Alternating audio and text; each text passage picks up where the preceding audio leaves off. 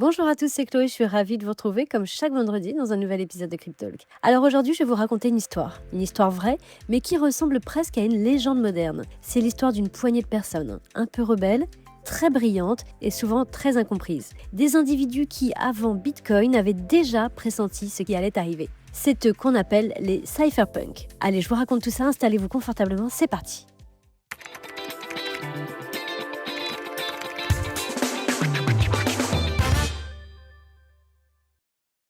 Imaginez-vous dans le début des années 90. Internet est encore un petit espace, presque expérimental.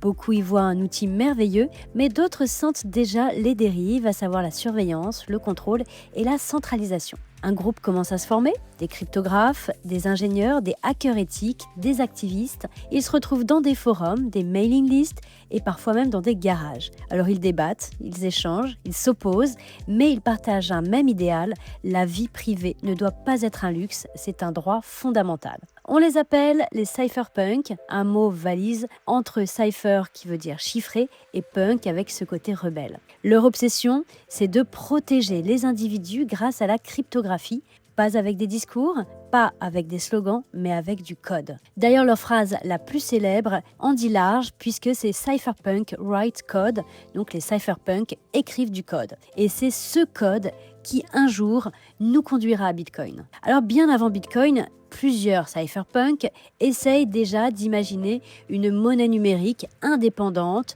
libre et surtout impossible à censurer. En 1989, David Chaum crée DigiCash, la première monnaie électronique cryptée. En 1997, Adam Back invente Hashcash, un système de preuve de travail qui deviendra la base de Bitcoin. En 1998, Wei Dai imagine B-Money, une sorte d'ancêtre du concept. Et la même année, Nick Szabo décrit BitGold comme encore plus proche de Bitcoin. Eh bien, vous voyez, ce sont des tentatives, des prototypes, des idées qui sont en avance sur leur temps. Aucune ne fonctionne vraiment, mais toutes apportent une pierre à l'édifice. Chaque projet échoue, mais chaque projet fait avancer la vision. Alors les cypherpunks ne s'arrêtent pas là. Ils savent que quelque chose est en train de naître. Nous sommes en 2008, le monde traverse une crise financière majeure, les banques tombent, les États les sauvent, le système montre ses failles. Et puis, un jour d'octobre, sur une mailing list cypherpunk, un inconnu publie un document de 9 pages. Le titre, Bitcoin, a peer-to-peer electronic cash system.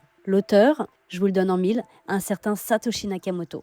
Personne ne sait qui il est, et personne ne le sait encore aujourd'hui, mais son idée, personne ne l'avait encore jamais réalisée. Bitcoin n'est pas une invention sortie de nulle part, c'est la synthèse parfaite de 20 ans de travail des cypherpunks, avec de la cryptographie, la décentralisation, la preuve de travail, la résistance à la censure et la souveraineté individuelle. Eh bien vous voyez, c'est comme si Satoshi Nakamoto avait rassemblé toutes les pièces du puzzle et in fine avait créé l'image finale.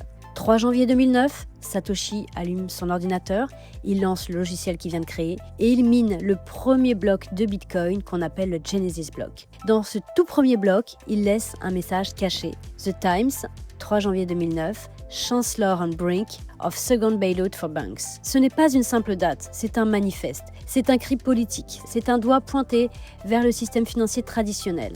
Bitcoin naît en réaction. En réaction à quoi ? Aux abus, à la dépendance aux banques, à la perte de confiance dans les institutions. Les cypherpunks avaient rêvé d'un monde où chacun pourrait reprendre le contrôle. Eh bien, Satoshi leur donne l'outil. Alors, ce que Bitcoin représente aujourd'hui, eh bien, c'est sa décentralisation, son code open source, sa résistance à la censure, son offre limitée à 21 millions et pas un de plus, sa gouvernance distribuée. Eh bien, tout cela vient directement des cypherpunks. Satoshi n'a pas créé une crypto, il a concrétisé une philosophie. Une philosophie qui dit qu'un individu doit pouvoir contrôler son argent. Une philosophie qui dit qu'un individu doit pouvoir contrôler son identité et sa vie numérique. Les cypherpunks ont planté la graine, Satoshi l'a fait pousser et Bitcoin est devenu non pas un simple actif, mais un vrai mouvement. Voilà, vous savez maintenant d'où vient Bitcoin. Bitcoin ne vient pas d'un laboratoire, pas d'un plan marketing et encore moins d'une entreprise, mais il vient d'un combat, d'une vision,